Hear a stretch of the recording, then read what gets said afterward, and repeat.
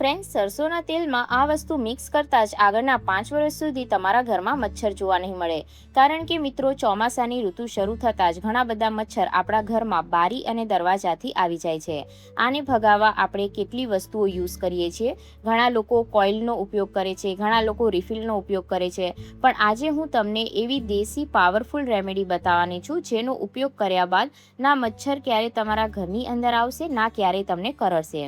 આજે રેમેડી છે એ એટલી બધી પાવરફુલ છે અને આસાન છે કે મેં આનો ઉપયોગ ખુદ કર્યો છે, અને વિશ્વાસ કરો મિત્રો, આનાથી પહેલાં આટલી અસરદાર રેમેડી મેં ક્યારેય નથી જોઈ. એટલી પાવરફુલ છે જે મચ્છરો ઉપર એટલી તેજીથી અસર કરે છે, અને આનો ઉપયોગ કરતાં જ મચ્છર તમારા ઘરથી કોસો દૂર નીકળી જશે. એ જ પાવરફુલ રેમેડીને આજે હું તમારી સાથે શેર કરવાની છું.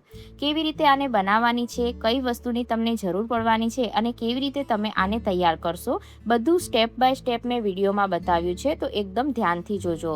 બધી વસ્તુને માપીને સરખી રીતે તમારે લેવાની છે, ત્યારે જ રેમેડી સરખી બનશે અને 100% તમને રિઝલ્ટ મળશે.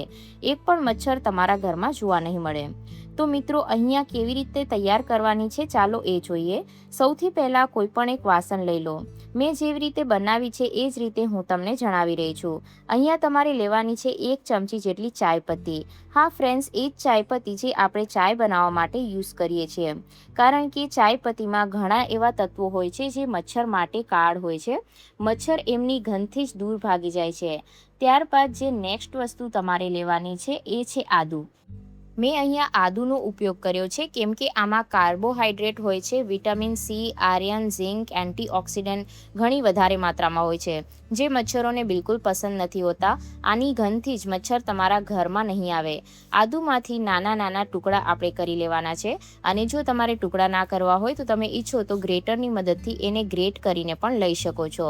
હવે જો આ રીતના મેં એક નાનો ટુકડો જ લીધો છે, અને આની અંદરથી થોડા આપણે આ રીતના પતલા પતલા જે ટુકડા છે એ કરી લેવાના છે. એકદમ મોટા નહીં, થોડા નાના એવા ટુકડા કરી લઈશું. અને હા મિત્રો, દશામાના વ્રતની દરેકને હાર્દિક શુભકામનાઓ. હવે જે અહીંયા તમારે ત્રીજી વસ્તુ લેવાની છે એ પણ તમારા કિચનની અંદર જ આસાનીથી મળી જશે, અને એ છે લસણ, જે આપણે જમવાનું બનાવીએ ત્યારે ઉમેરતા હોઈએ છીએ. લસણની અંદર મિત્રો સેલેનિયમ અને પોટેશિયમ મેગ્નેશિયમ નામથી એક એવું પોષક તત્વ હોય છે જે મચ્છરને તમારા ઘરથી 10 ગણું જલ્દી ભગાવવાનું કામ કરે છે. અને એકવાર પણ જો તમે આ રેમેડીનો ઉપયોગ તમારા ઘરમાં કરી લીધો તો બીજી વાર તમને મચ્છર ક્યારેય હેરાન નહીં કરે. લસણના પણ આપણે આ રીતના નાના નાના ટુકડા કરી લેવાના છે, અને જે એના છિલકા હોય એની સાથે જ અહીંયા મેં એના ટુકડા કર્યા છે. અને મિત્રો, સાથે સાથે જો તમને વિડીયો થોડો પણ પસંદ આવી રહ્યો હોય તો અત્યારે જ લાઈક કરી દો, અને બધા મિત્રો સાથે જરૂરથી શેર કરી દેજો. તેમજ તમે આ વિડીયો કયા ગામથી જોઈ રહ્યા છો એ મને જલ્દીથી કોમેન્ટ કરીને જણાવી દેજો. હવે શું કરવાનું છે કે અહીંયા 3 વસ્તુ છે એ આપણે ઉમેરી દીધી છે, અને હવે આ જે બાકીની વસ્તુ છે એ આપણે પછી ઉમેરવાની છે. તો સૌથી પહેલાં આ 3 વસ્તુને આપણે સારી રીતના મિક્સ કરી લઈશું, જેથી એની અંદર બધી જ વસ્તુ છે એકદમ સરસ રીતના મિક્સ થઈ જાય, અને એ જે આપણે બનાવવાના છીએ રેમેડી એ મચ્છર ઉપર એકદમ સારી રીતના કામ કરે.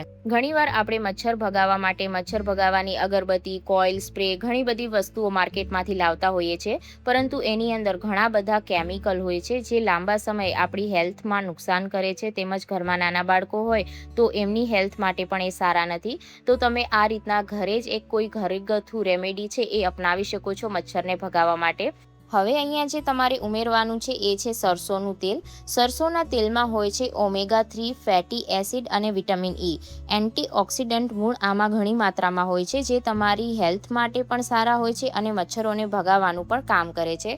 તો 2 ચમચી જેટલું મેં સરસોનું તેલ લઈ લીધું છે. સરસોનું તેલ ના હોય તો એની જગ્યા પર તમે લીમડાનો તેલનો ઉપયોગ પણ કરી શકો છો. આ બધાને એકદમ સારી રીતના આપણે મિક્સ કરી લેવાનું છે, અને ત્યારબાદ હવે એની અંદર એક પાવરફુલ ઇન્ગ્રીડિયન્ટ ઉમેરવાનું છે જે આપણા કિચનની અંદર જ મળી જાય છે, અને એ છે હળદર. હળદરમાં કર્ક્યુમિક નામક એક એવું ઔષધીય તત્વ હોય છે જે મચ્છરને ઘરમાં નહીં આવવા દે. હળદર એન્ટીબેક્ટેરિયલ હોય છે, અને આને આપણે હવે સારી રીતના મિક્સ કરી લેવાનું છે. તો હજી આપણી રેમેડી છે એ બની અને પૂરી રીતે તૈયાર નથી થઈ. આને કઈ રીતના તમારે યુઝ કરવાનો છે એ પણ હું તમને જણાવું, તો વિડીયોને એકદમ ધ્યાનથી જોતા રહેજો. એક વખત આ રેમેડીને બનાવતા શીખી જશો તો તમારા ઘરમાં ક્યારે પણ મચ્છર નહીં આવે. તો જો આ બધાને એકદમ સારી રીતના મિક્સ કરી લીધું છે, ત્યારબાદ હવે તમારે કોઈ પણ અહીંયા નાની કોઈ તપેલી અથવા તો પેન લઈ લેવાનું અને એની અંદર આ વસ્તુને આપણે ઉમેરી દેવાની છે. હવે આને આપણે એકદમ સારી રીતના ગરમ કરવાનું છે, એટલા માટે અહીંયા મેં આને ઉમેરી દીધું છે. ગેસને આપણે ચાલુ કરી લઈશું અને ગેસ ઉપર આ જે રેમેડી છે એને એકદમ સારી રીતના પકાવવાની છે. ત્યારે જ આ જે વસ્તુ છે એના બધા જ જે તત્વો છે એ તેલની અંદર આવશે. તો અહીંયા ગેસને આપણે ચાલુ કરી લઈશું અને આને આપણે એકદમ ધીમા ગેસ ઉપર 2 થી 3 મિનિટ જેવું પાકવા દેવાનું છે. જ્યાં સુધી તેલનો કલર છે એ ચેન્જ ના થઈ જાય ત્યાં સુધી આપણે એને મિક્સ કરતા રહીશું અને વચ્ચે વચ્ચે હલાવતા રહેવાનું છે, જેથી વસ્તુ એકદમ સારી રીતના એની અંદર મિક્સ થઈ જાય. જો તમે આ રેમેડી એક વખત ટ્રાય કરી લેશો તો ક્યારે પણ તમે બહારથી મોંઘા ભાવના કેમિકલવાળી વસ્તુઓ ખરીદીને નહીં લાવો. ખૂબ જ અસરકારક રેમેડી છે અને મેં પણ મારા ઘરની અંદર આ રેમેડીનો ઉપયોગ કર્યો છે.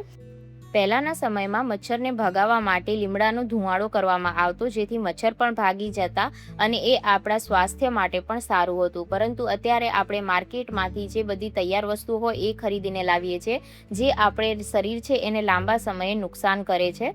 તો હંમેશા ઘરગથ્થુ કોઈ પણ રેમેડી હોય એનો જ ઉપયોગ કરવો. તો જો અહીંયા કને એકદમ સારી રીતના તેલ છે એ ગરમ થઈ ગયું છે, તો હવે આપણે ગેસને બંધ કરી દઈશું અને તમારે અહીંયા કોઈ પણ એક કોળિયું લઈ લેવાનું જેનો તમે ઉપયોગ ના કરતા હોય અને એની અંદર હવે આપણે ગરણી મૂકી દઈશું અને જે તેલ છે એને ગાળી અને લઈ લેવાનું છે. આ જે તેલ છે એ એકદમ નોર્મલ તેલ નથી. આ જે તેલ છે એ ખૂબ જ અસરકારક તેલ છે અને મચ્છરોને ભગાવવામાં ખૂબ જ સારું એવું કામ કરે છે.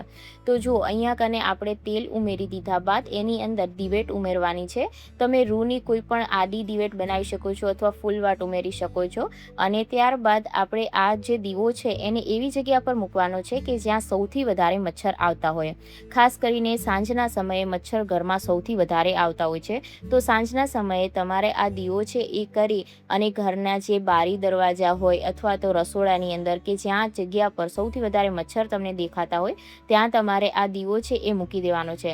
અને વિડીયોના લાસ્ટમાં હું તમને બતાવીશ કે આ કેટલું સરસ અસર કરે છે મચ્છર ઉપર, તો વિડીયોને એકદમ ધ્યાનથી જોતા રહેજો. તો જો અહીંયા અમે જે દીવો છે એને પણ પ્રગટાવી દીધો છે અને હવે આને આપણે રસોડાની બારી ઉપર મૂકી દઈશું, કારણ કે ત્યાં છે મચ્છર સૌથી વધારે આવતા હોય છે, અથવા તો કોઈ પણ એવી જગ્યા પર જ્યાં મચ્છર સૌથી વધારે આવતા હોય ત્યાં મૂકી દેવાનો. મિત્રો, આજનો આ વિડીયો તમને હેલ્પફુલ લાગ્યો કે નહીં એ મને કોમેન્ટ કરી અને જરૂરથી જણાવજો. તો જો અહીંયા મેં આને રૂમમાં પણ મૂકી દીધું છે અને આ રીતે આપણે થોડી વાર માટે મૂકી દઈશું. ત્યાં તમે જોશો કે મચ્છર છે એ મરવાના ચાલુ થઈ જશે. અહીંયા હું તમને બતાવી રહી છું લાઈવ પ્રૂફ, જેથી તમને આઈડિયા આવે કે આ રેમેડી કેટલું સરસ રીતના કામ કરે છે. તો મિત્રો, આશા કરું છું કે વિડીયો તમને પસંદ આવ્યો હશે અને ચેનલને સબસ્ક્રાઈબ કરવાનું ભૂલતા નહીં.